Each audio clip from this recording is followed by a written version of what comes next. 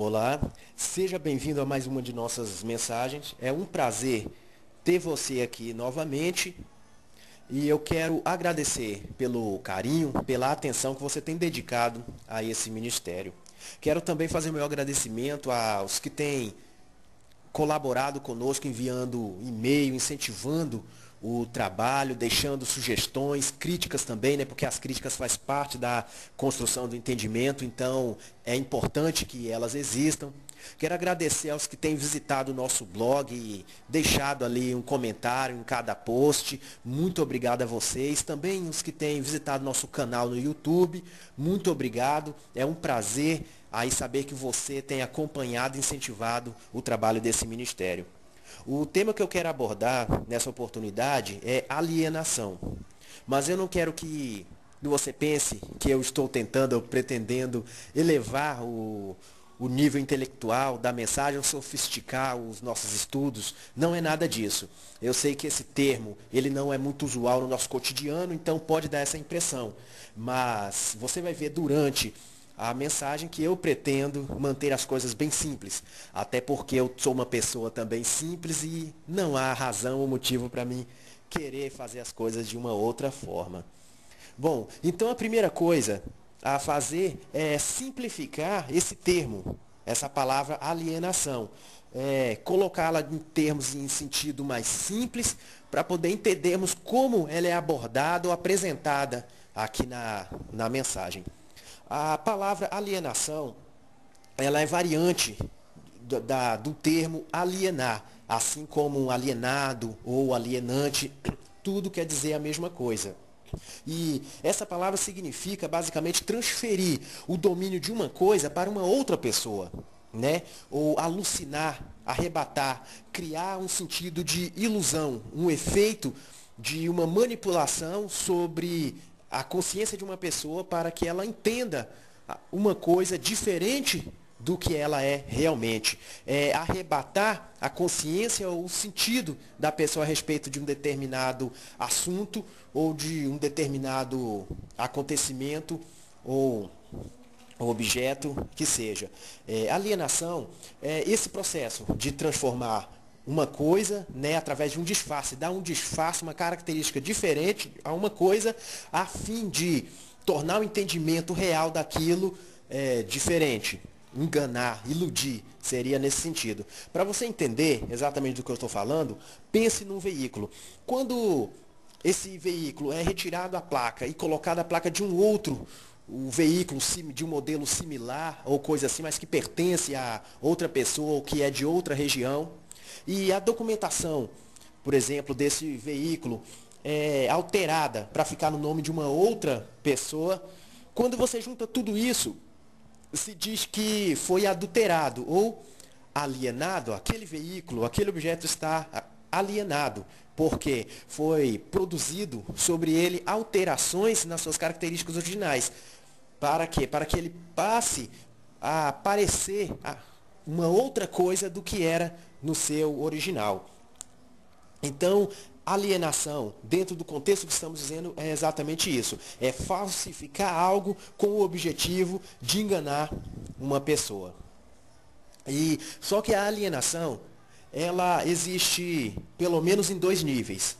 No nível, digamos assim, mais físico, que se trata de disfarçar um objeto, um produto, né, uma determinada coisa física ou propriedade, mas existe também a alienação no sentido cultural, que é a alienação provocada a partir de uma ideia, quando você se disfarça uma ideia, uma ideologia, um pensamento. Então, a isso dá o nome de alienação cultural. E isso é o que mais nós vemos hoje nos meios de comunicação, né? Que é a alienação cultural produzida pela mídia, pela que hoje se chamam de arte, e os veículos de comunicação em geral, a TV e a própria internet, né, em muitos casos. Bom, e mais se a alienação, eu queria que você refletisse nesse detalhe. Se a alienação relacionada a um produto, ao veículo, como eu citei no exemplo, ela é considerada crime. Uma pessoa que faz isso, aliena um determinado produto ou propriedade, ela comete um crime e pode ir presa. certo? Mas quando a alienação é provocada pelo sistema que comanda justamente os mecanismos de comunicação, por exemplo. Quando a alienação é provocada pelo sistema cultural ou pelo sistema religioso. Quem vai declarar esse sistema culpado de alienar as pessoas? Quando a alienação é provocada de uma forma ideológica, quem vai nos alertar sobre isso? Quem vai condenar os responsáveis por isso? Você consegue imaginar? Então pense sobre isso enquanto você escuta essa mensagem. Bom, quando o Salvador esteve aqui nessa terra, quando ele andou aqui nesse mundo, ele nos deixou assim algumas palavras muito interessantes. E algumas delas não são bem entendidas por nós, porque elas não são explicadas da forma como deveria. Então, por mais que elas às vezes sejam lidas várias vezes e nós já tenhamos escutado diversas vezes, muitas vezes o nosso entendimento sobre aquilo ali está sendo obstruído. E por isso é que esse tema é alienação, porque é preciso que as pessoas estejam alienadas a respeito das próprias escrituras, por exemplo, para poder ser sustentado todo a mentira e o engano que é apresentado aí a nós. Mas quando o Salvador andou neste mundo, ele apresentou algumas coisas muito interessantes a respeito também desse tema que eu estou abordando. E eu encontrei um deles no livro de Mateus, né? E gostaria de compartilhar com você. Eu vou ler a partir do versículo 20, do capítulo 23 e versículo 5. Mas eu gostaria que você lesse com mais calma depois, alguns capítulos antes e depois desse também, fizesse uma leitura linear, pelo menos, de todo o capítulo 23, para você também não cair aí na mesma situação que já vem acontecendo aí dentro dos templos religiosos, principalmente, né, onde se dá apenas versículos soltos, diferentes, para apoiar aquilo que o pregador, né, o líder está falando, apenas para aprovar a ideologia que ele está apresentando. Então não caia nesse erro. Leia todo o capítulo, se possível, leia algum capítulo antes e depois, porque é importante você ter um entendimento próprio, com a sua mentalidade, a respeito do que eu vou dizer agora. Bom, mas para efeito didático, né, eu vou ler aqui no versículo 5. Diz assim, Mateus 23, no versículo 5. Tudo o que fazem, quem faz? Os líderes religiosos daquela época, os fariseus, os saduceus, os chefes dos templos. É deles que o Salvador está dizendo ao povo. Bom, tudo o que fazem, o que eles fazem, é para serem vistos pelos homens. Eles fazem seus filactérios bem largos e as franjas de suas vestes bem longas. Eles gostam dos lugares de honra nos banquetes e dos assentos mais importantes nas sinagogas. Eles adoram serem saudados nas praças e amam serem chamados de mestres. O versículo 8. Mas vocês não devem ser chamados de mestres, porque um só é o mestre de vocês, e todos vocês são irmãos. A ninguém então chamem pai, porque vocês só têm um pai, que é aquele que está no céu. Bom, no versículo 14 também há algo interessante. O Salvador diz assim: ai de vocês, mestres da lei, fariseus hipócritas, vocês devoram as casas das viúvas e para disfarçar, observe essa palavra, para disfarçar, fazem longas orações, e por isso a condenação de vocês será ainda mais severa. E por último, o versículo 21, né, que diz assim: bom, e o que jurar...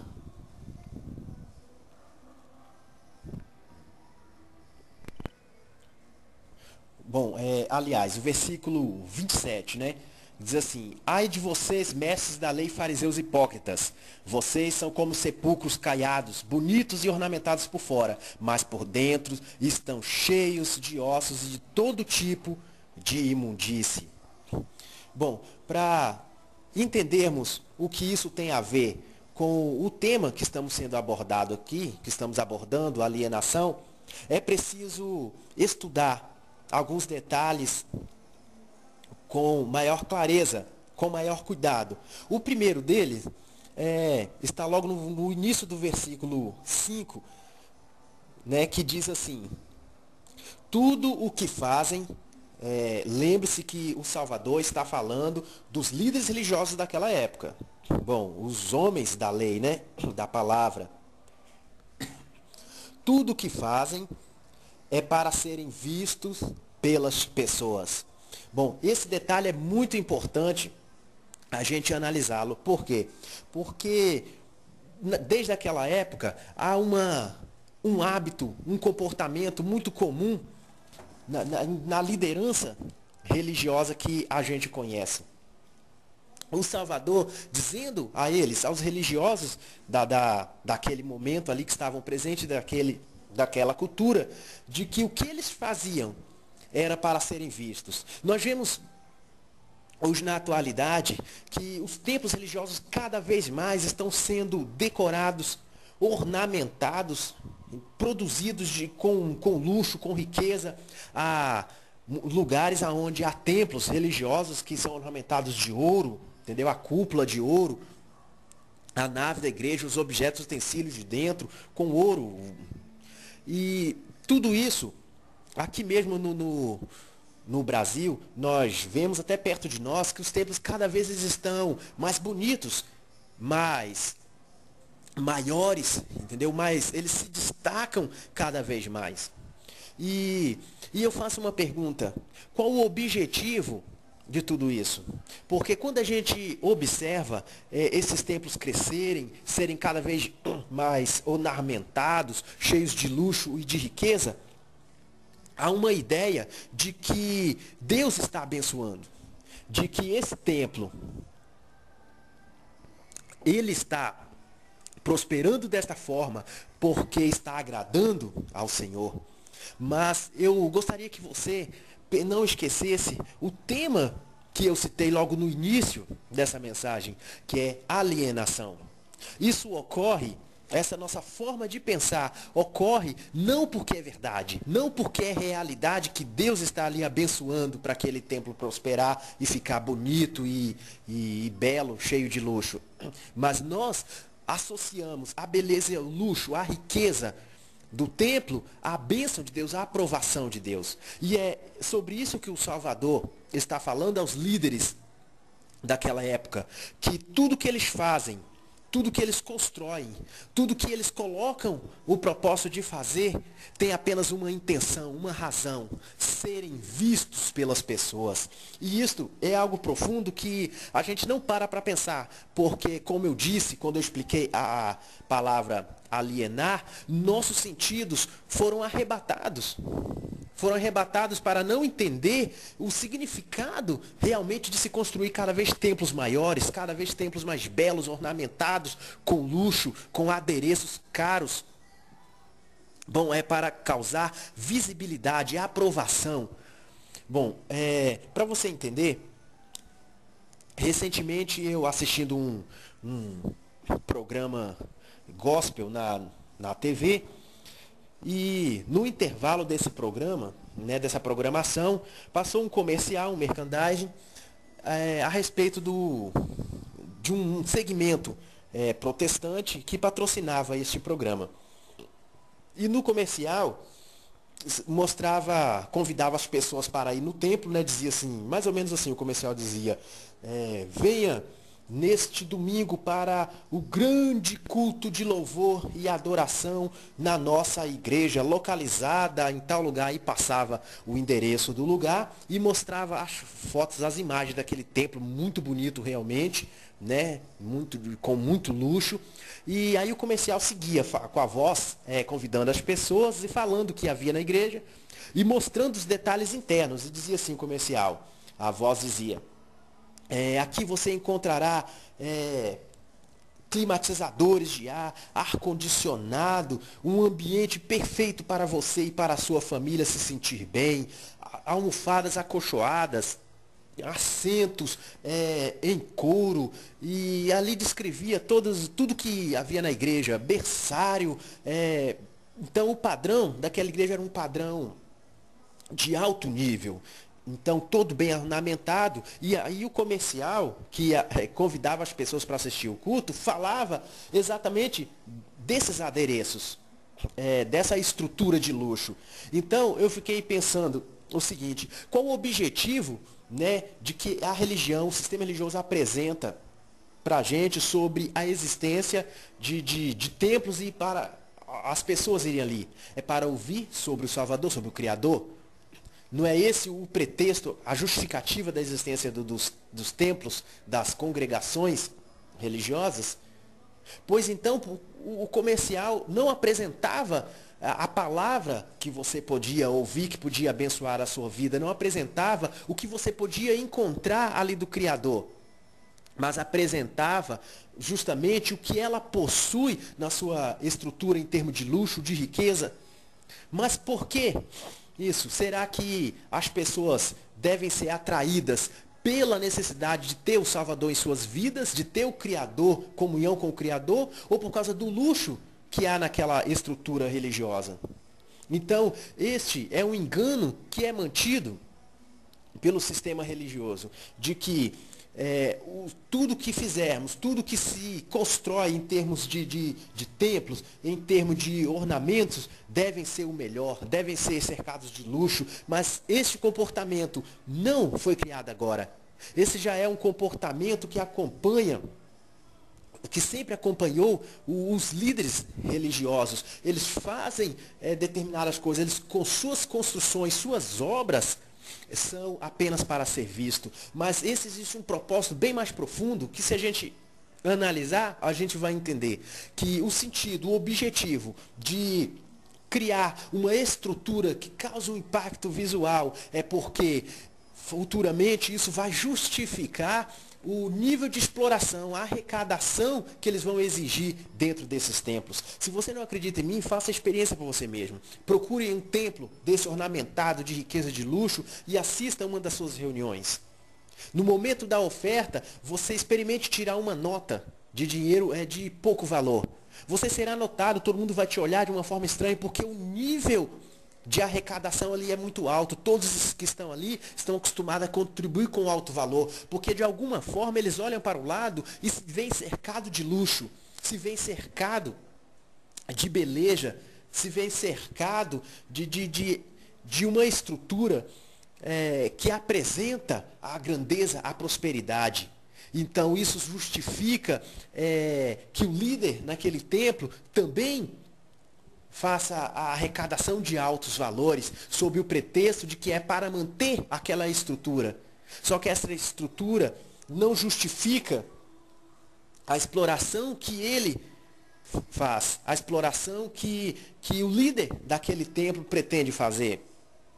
Mas por que não percebemos que o objetivo daquele templo ornamentado não é adorar ao Senhor? Até porque quando o Salvador esteve nesse mundo, ele não procurou a glória no templo. Ele não procurou estar debaixo de uma cobertura luxuosa, nem procurou estar cercado de luxo, de riqueza. Ele apenas anunciou a salvação. E isso tem um objetivo muito claro, tem uma razão de ser muito clara, de que os ornamentos, de que a decoração, de que o luxo com que os templos estão sendo construídos não tem por objetivo pregar o evangelho ou facilitar a mensagem do evangelho, mas sim justificar a arrecadação e a exploração comercial que acontece ali dentro. Bom, mas o nosso entendimento a respeito da alienação não para apenas por aí. Temos um segundo detalhe a ser analisado, que diz assim: eles fazem, né, o Salvador falando a respeito dos líderes religiosos ainda, eles fazem seus filactérios bem largos e as franjas de suas roupas bem longas. Bom, filactérios era naquela época uma caixinha, né, onde se colocavam dentro textos escritos do Antigo Testamento, né, dos profetas e da escritura sagrada que tinham da lei de Moisés. E os líderes religiosos, os líderes do templo, gostavam de andar com esses filactérios amarrado uma correia na sua testa. E andavam em público com aquilo. Você pode até achar que isso é estranho. Você pode achar até que isso não parece sem sentido para a época. Mas e se eu te dizer que há uma prática semelhante a essa dentro do sistema religioso, você acreditaria em mim?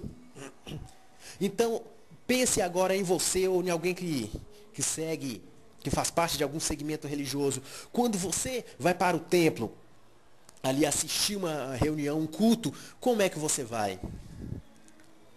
Claro, você não carrega um filactério na testa, mas você carrega um livro debaixo do braço, que é a Bíblia, entendeu? E qual o objetivo de carregar essa Bíblia em todas as reuniões que vai? Porque a justificativa é de que será lido, será estudado, mas na verdade o único momento em que será lido um texto da Bíblia é no momento que o pregador for ministrar, fazer a mensagem, é que lê um texto da Bíblia somente nesse momento. E às vezes até o pregador escolhe um texto que nem precisa ser conferido na escritura, porque todo mundo já conhece, tipo Salmo 23 ou 91, algum texto bem conhecido assim. Mas experimenta você deixar a sua Bíblia em casa. Quando você for no templo, na congregação, você se sente estranho, parece que alguma coisa está faltando. Aí a gente costuma dizer que Deus parece estar cobrando aquilo. Por quê? Porque é feito um processo de alienação a respeito disso. De que você deve carregar a espada com você, a espada de 2 gumes, a arma de 66 cartuchos, de 66 balas, e todas essas expressões que na verdade promovem uma alienação a respeito daquilo, transfere o seu entendimento daquilo que é importante para o que não é. Porque qual a importância de você carregar a Bíblia debaixo do braço aonde você vai, em todos os cultos?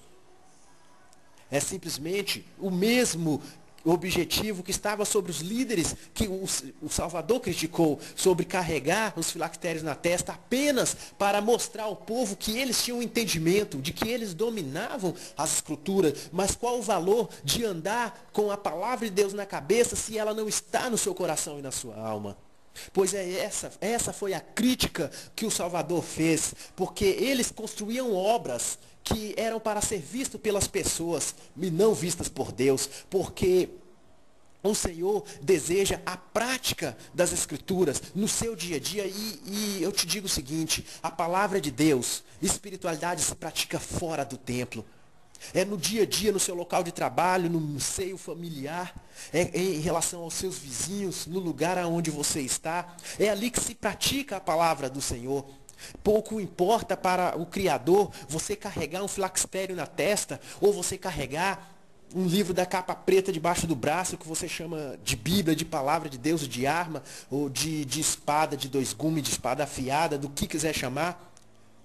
Mas o que ocorre é que o sistema religioso promoveu uma alienação tão grande que a gente se prende a coisas que não são importantes e as coisas importantes passam despercebidas. É mais importante praticar a justiça que Deus requer, praticar a palavra do Criador, do que carregar, seja na testa ou no braço, um livro que a gente mal para ler ou para refletir sobre ele ou mal entende sobre ele. E você ainda duvida de que a alienação é algo comum sobre o sistema religioso debaixo do qual a gente vive? Mas esse mesmo versículo ainda diz que, além dos filactérios, eles também tinham uma preocupação com relação às suas roupas, porque eles deixavam as franjas bem grandes, bem longas as franjas de suas roupas. Bom, essa mesma preocupação também está presente na liderança religiosa que nós conhecemos. Certa vez, por exemplo, quando eu ainda estava debaixo aí iludido pelo sistema religioso, vivendo debaixo do sistema religioso, e pertencendo a uma denominação protestante, eu fui convidado para pregar, como se usa esse termo, para pregar o evangelho em determinado lugar, uma igreja muito grande, muito bem ornamentada, e que cabia muita gente. Mas não me lembro o motivo, mas naquele dia, naquela noite eu não levei o terno. Eu estava de roupa social, tal, de gravata, mas não tinha levado o terno, não lembro por quê. E poucos minutos antes da mensagem, o pastor responsável ali, que havia me convidado, ele perguntou: irmão, você não vai colocar o seu terno? Você vai pregar daqui a alguns minutos. E eu disse a ele: olha, eu esqueci, eu não trouxe o meu. No mesmo momento, aquela cara de sorrisos dele acabou. E ele então disse que eu não poderia subir no púlpito, desce no altar, sem a capa, né, sem o terno, e chamou uma outra pessoa que não tinha se preparado, que mais estava com as roupas que eles julgavam adequadas, para pregar no meu lugar. Bom, foi uma vergonha, foi uma humilhação para mim, mas me ensinou algo importante, de que o sistema religioso está debaixo de uma preocupação que, na verdade, é uma distorção da verdade e da vontade do Criador. É uma preocupação com a aparência externa, para ser visto, para ser saudado, para ser louvado pelas pessoas, mas não tem o objetivo de mostrar e apresentar para as pessoas a grandeza do Salvador ou do Criador. As roupas, a Bíblia debaixo do braço, tudo isso é um processo de alienação que nos prende a nossa mentalidade àquilo que é superficial e tira a mente das pessoas de se concentrar, de se prender a coisas importantes como praticar as obras do Salvador, que é amar ao próximo e amar ao Criador como mais que tudo, aliás. Bom, mas existe um outro detalhe aqui que diz assim, o Salvador falando ainda dos líderes religiosos.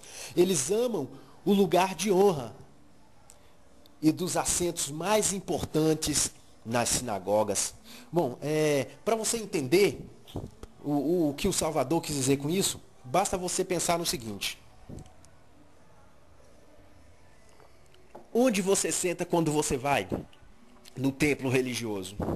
Quando você vai assistir uma reunião na congregação, onde você se senta?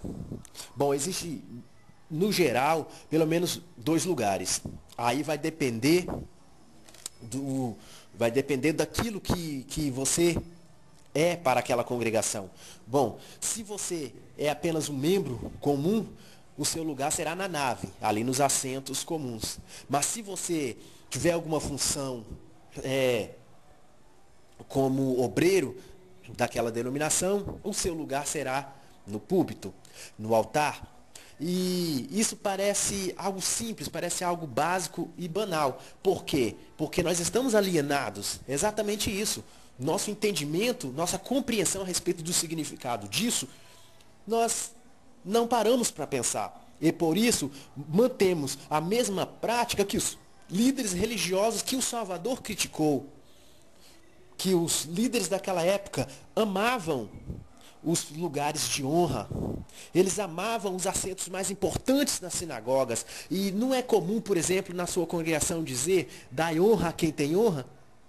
Mas eles se referem isso dizendo deles mesmos, de que eles têm honra, mas quem deu essa honra a eles? O Criador, porque o que o Salvador disse, ensinou foi o contrário, de que aquele que quer ser o maior tem que ser o mais humilde, o servo de todos. E ele, como exemplo, ele lavou os pés dos discípulos.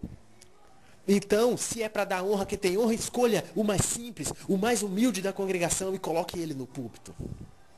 Mas o que ocorre é que eles escolhem o melhor terno, a melhor roupa que tem, a maior Bíblia que eles conseguem achar, e vão para o templo. E ali esses líderes religiosos sentam no púlpito com o ar de rei, cheios de grandeza no coração e na alma, e olham as pessoas como quem olha um inseto. E vivem repetindo: da honra a quem tem honra, para serem servidos pelas pessoas. Então o fato de colocar os líderes num lugar separado é porque eles se sentem melhor que você. Eles olham para si mesmos, para eles mesmos, como divindades, como pessoas mais santas, mais capacitadas, escolhidas de uma forma especial. Eles mesmos se dizem que eles são ungidos por Deus, que cada um tem o seu chamado, e o chamado deles é isso. Ou seja, eles foram escolhidos de uma forma especial que você não foi, por isso você tem que ficar no lugar de baixo e eles no lugar de cima. Você já viu em alguma congregação, em algum templo religioso, um púlpito que seja no mesmo nível do resto da igreja? É claro que não, todo púlpito, ele é mais alto, porque isso tem um sentido subliminar. É de que você está inferior, você está abaixo deles. Então, meu irmão, acorde para essa realidade. Que os líderes religiosos praticam hoje é o mesmo que os líderes do passado praticaram e foram reprovados pelo Salvador. Porque se você ler Mateus 23, você vai encontrar uma parte onde o Senhor diz: a ninguém chamai de mestre, porque todos vocês são irmãos. Se são irmãos, por que eles amam os primeiros lugares? Porque eles amam os lugares de destaque, os lugares de honra dentro da congregação, dentro de uma celebração. Aonde eles vão, eles fazem questão de estarem vestidos de terno, com a Bíblia debaixo do braço e num lugar de destaque, porque eles amam ser vistos.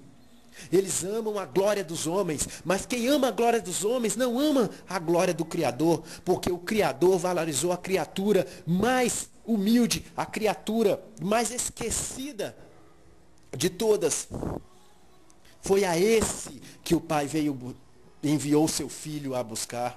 É isso que a Escritura chama, que aquele ser que dentro da sociedade não tem nenhum valor, esse o Pai veio buscar. E não aqueles que se sentem ungidos e consagrados de uma forma especial. Esses só têm a glória dos homens, mas não têm a aprovação do Criador. Mas eu te pergunto neste momento, você ainda duvida que o sistema religioso está provocando uma alienação? Você ainda duvida que o sistema religioso, ele aliena você e tem alienado você para não perceber essas coisas?